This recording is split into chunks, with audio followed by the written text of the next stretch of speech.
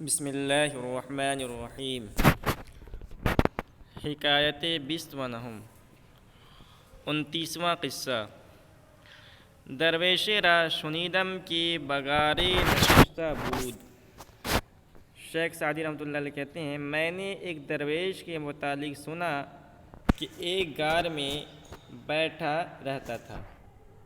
درویش را شنیدم کی بغارِ نشستہ بود، میں نے ایک درویش کے متعلق سنا ہے کہ ایک غار میں رہتا تھا۔ غار کہتے ہیں پہاڑ وغیرہ میں جو کوہ بن جاتا ہے، فطری انداز میں ایک گھر سا بن جاتا ہے، اس کو غار کہتے ہیں، ہندی میں اسے گفا کہتے ہیں۔ مطلب ایک درویش یعنی اللہ والے تھے اور وہ جنگل کے اندر رہتے تھے۔ ودر بروئی از جہاں بستہ، اور در کے من دروازہ، ودر بروئی، روئی کے من چہرہ، ودر بروئی از جہاں بستہ، اور دنیا کی آمد و رفت کا، ودر بروئی از جہاں، اور دنیا سے اپنے چہرے کا دروازہ یعنی دنیا کی آمد و رفت کا دروازہ بستہ بند کر رکھا تھا۔ مطلب یہ کسی سے ملتے جلتے نہیں تھے، گوشہ نشینی اختیار کر لی تھی اور ان کے پاس بھی کوئی نہیں آتا تھا اور وہ بھی کسی سے ملنے نہیں جاتے تھے۔ وملوک و اغنیاء را در چشم ہمت او و شوکت و ہیبت نماند، کہہ رہے ہیں کہ اور بادشاہوں، ملوک ملک کی جمع، وملوک و اغنیاء، اغنیاء غنی کی جمع، وملوک و اغنیاء را مالداروں اور بادشاہوں کی، ملوک و اغنیاء بادشاہوں اور مالداروں کی، در چشم ہمت او، اس کی نگاہ میں، در چشم مضاف اور او مضاف الیہ، در چشم ہمت او و شوکت و ہیبت نماند، اس کی نگاہ میں عزت، ڈر، ہیبت باقی نہیں رہا تھا۔ وملوک و اغنیاء در چشم ہمت او شوکت و ہیبت نماند، اور مالداروں کی اس کی نگاہ میں عزت اور ڈر باقی نہیں رہا تھا۔ مطلب یہ کہ کسی سے ڈرتا نہیں تھا، نہ بادشاہ سے نہ مالدار سے، صرف اللہ سے ڈرتے تھے وہ۔ قطعہ، ہر کے برخود درے سوال کشاد، کہتے ہیں شیخ سعدی جس کسی نے اپنے اوپر سوال کا دروازہ کھول لیا، تا بمیرد،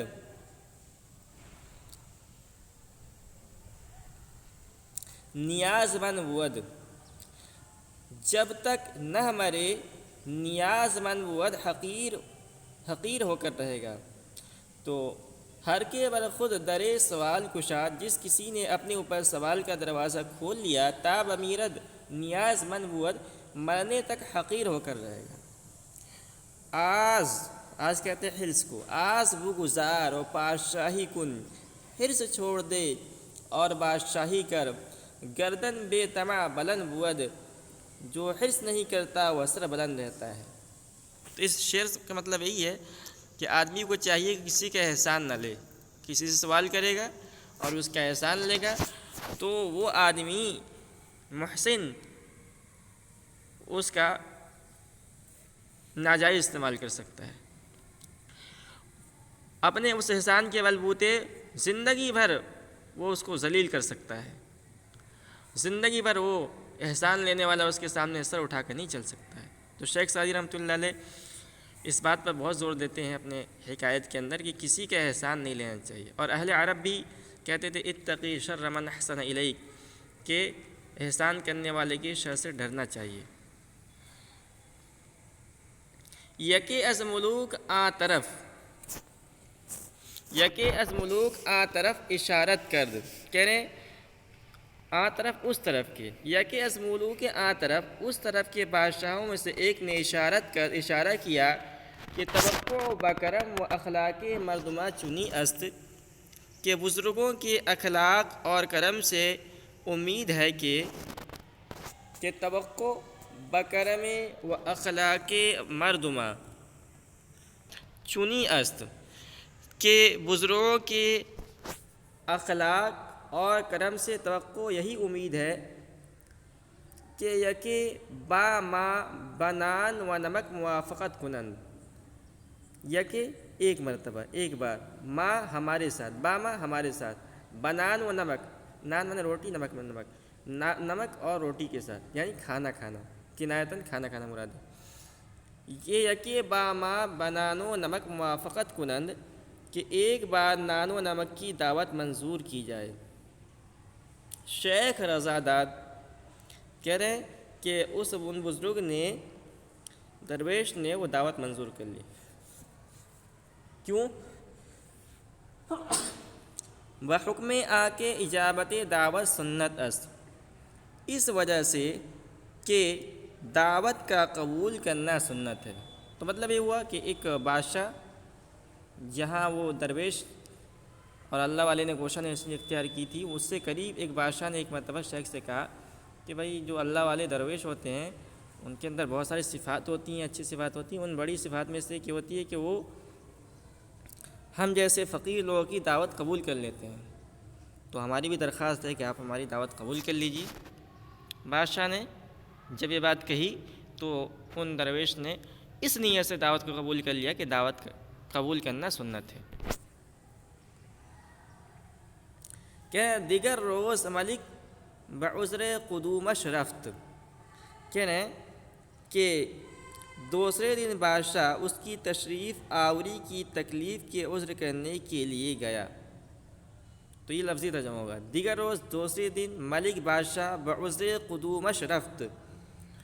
اس کی تشریف آوری کی تکلیف کے عذر کرنے کے لیے رفت گیا، یعنی اس عابد کے پاس گیا۔ عابد از جائے برجست، کہہ رہے ہیں کہ وہ اللہ والے اپنی جگہ سے اٹھے، و ملک را در کنار گرفت، کنار کہتے ہیں بغل کا، و ملک را در کنار گرفت، اور بادشاہ سے بغل گیر ہوئے، یعنی بادشاہ کو گلے لگایا، و تلطف کرد، اور مہربانی کی، و ثنا گفت، اور تعریف کی، چوں غائب شد، کہ نہیں کہ جب وہ بادشاہ چلا گیا، یکے از جماعت پرسید شیخ را،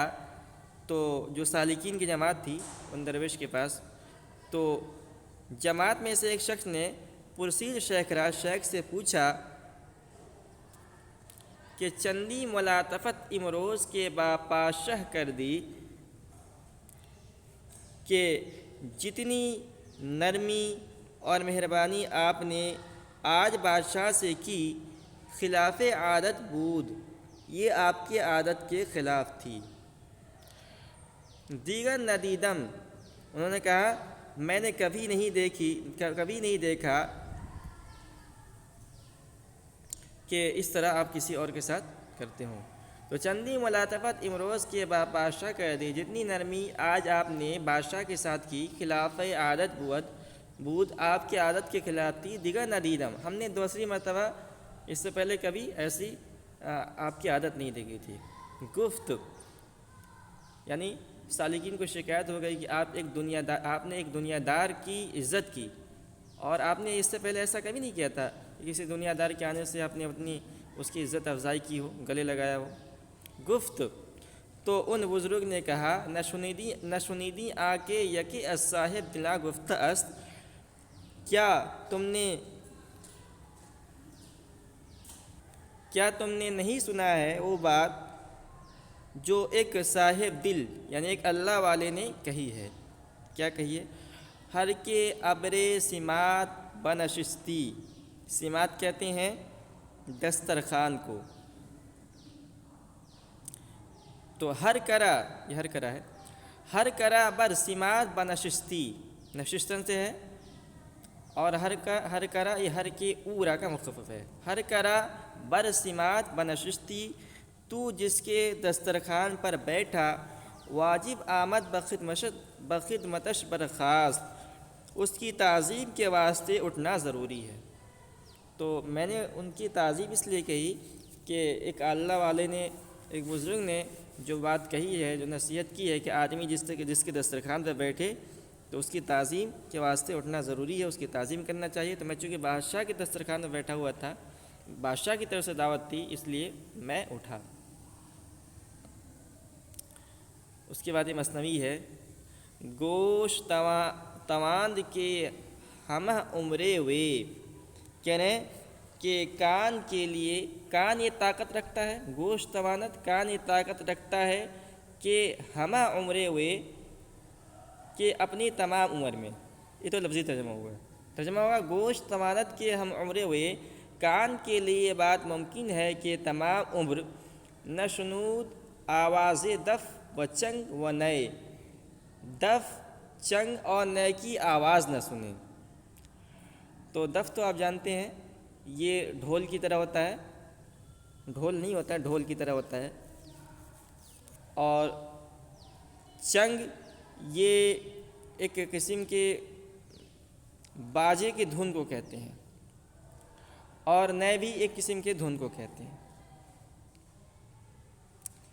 تو بعض لوگوں نے کہا کہ نئے سے مراد بانسری ہے، بانسری کا ترجمہ کریں گے۔ تو کہہ رہے ہیں کہ کان، یعنی اللہ رب العزت نے جو ہمیں کان دیا ہے، تو یہ کان یعنی فطرتاً یہ اچھی آواز کو، نغمے کو اور ڈھول باجے کی آواز کو سننے کا مشتاق رہتا ہے نا۔ ہم گانا سنتے ہیں تو ایک عجیب سی کیفیت پیدا ہونے لگتی ہے، یعنی دل کے اندر، یہ تو شرعاً منع ہے اس لیے ہم رک جاتے ہیں، لیکن کان فطرتاً یہ اچھی آواز سننے کا مشتاق رہتا ہے، چاہے بانسری کی آواز ہو یا دف کی آواز ہو یا چنگ کی آواز ہو۔ تو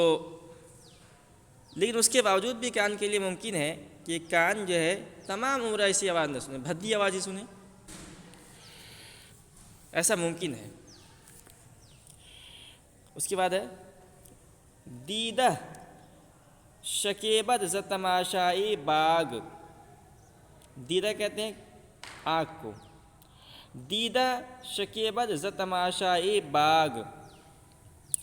کہہ رہے ہیں آنکھ باغ کے سیر سے صبر کر سکتی ہے۔ اللہ رب العزت نے ہمیں جو آنکھ دیا ہے یہ فطرتاً اس بات کا مشتاق رہتا ہے کہ اچھی چیزوں کو دیکھے۔ تو کہہ رہے ہیں کہ دیدہ شکیبت ز تماشائے باغ، آنکھ باغ کے سیر سے صبر کر سکتی ہے، بے گل و نثری بصر آرد دماغ، گل کہتے ہیں پھول کو، اور نثری کے ترجمہ ہم کریں گے یہاں پر چنبیلی کے، تو بے گل و نثری بصر آرد دماغ،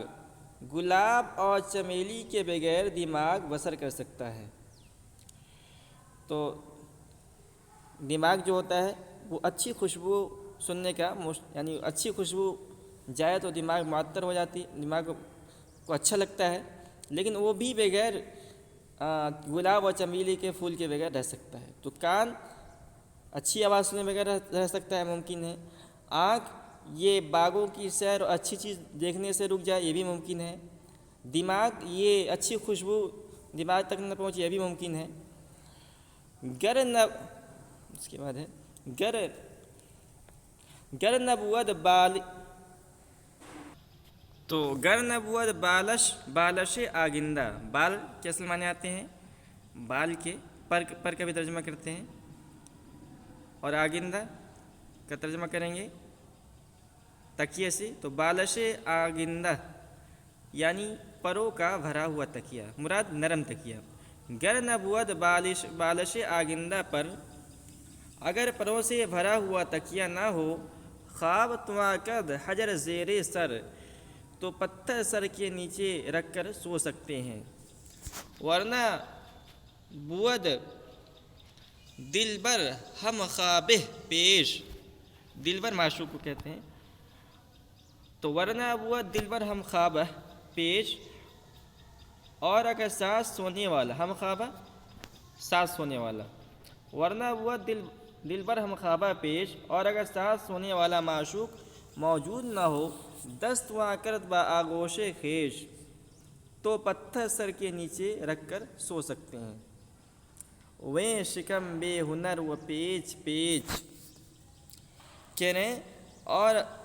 یہ بے ہنر اور پیچدار پیٹ، میں شکم بے ہنر و پیچ پیچ، تو شکم کے دونوں صفت ہے، بے ہنر اور پیچ پیچ دونوں صفت ہے شکم موصوف کی۔ میں شکم بے ہنر و پیچ پیچ، اور اگر یہ بے ہنر اور پیچدار پیٹ صبر ندارد کہ بسازت بہیچ، صبر نہیں کر سکتا کہ تھوڑی سی چیز پر گزارا کرے۔ تو مطلب یہ ہے کہ کہنے کا مطلب یہ ہے کہ تمام ناممکن بات ہو سکتی ہے، یعنی آدمی کو اگر سونے کے لیے تکیہ نہ ملے، سونے کے لیے بیوی نہ ملے جس کے ساتھ سو سکے،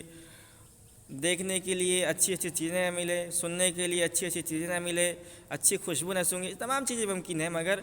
پیٹ میں اگر آگ لگے تو اس آگ کو بجھانا یہ ناممکن ہے۔ تو اس حکایت کا خلاصہ یہ ہے کہ درویشوں اور فقیروں کو چاہیے کہ بادشاہ اور بڑے لوگوں کی صحبت سے احتراز کریں، اگر احتراز نہیں کریں گے تو صبر اور قناعت کا جو دامن ہے ان کے ہاتھ سے چھوٹ جائے گا، اور ان کے اندر بھی حرص اور لالچ آ جائے گی، اور حرص اور جب لالچ کی صفت آ جائے گی تو پھر آدمی بڑے بڑے گناہ پر بھی آمادہ ہو جاتا ہے۔ تو یہاں باب صوم ختم ہوا، اور ان تمام اسباق کے اندر ہم نے پڑھا، یعنی جتنا ہم سے ممکن ہو سکا ہم نے اس کتاب کو حل کرنے کی کوشش کی ہے۔ اس کے باوجود بھی بہت ساری غلطیاں ہیں، تو جو غلطیاں ہیں اس سے آپ لوگ درگزر کریں، اور جو ہم نے ٹھیک باتیں بتائی ہیں، کتاب کو حل کرنے کی کوشش کی ہے، تو اس سے آپ استفادہ کریں۔ اور یہ شاید پہلی کتاب ہے اردو زبان میں، یعنی کسی نے اس کتاب کو یوٹیوب پر حل کرنے کی کوشش نہیں کی، ہم نے ایک کوشش کی ہے، حقیر سی کوشش ہے۔ اس کے اعتراف کے باوجود کہ بہت ساری غلطیاں ہیں، ان غلطی سے درگزر کریں، اور جو آپ کو اچھی چیزیں لگیں اس سے استفادہ کریں۔ اللہ تعالی ہم سب کو علم نافع عطا فرمائے۔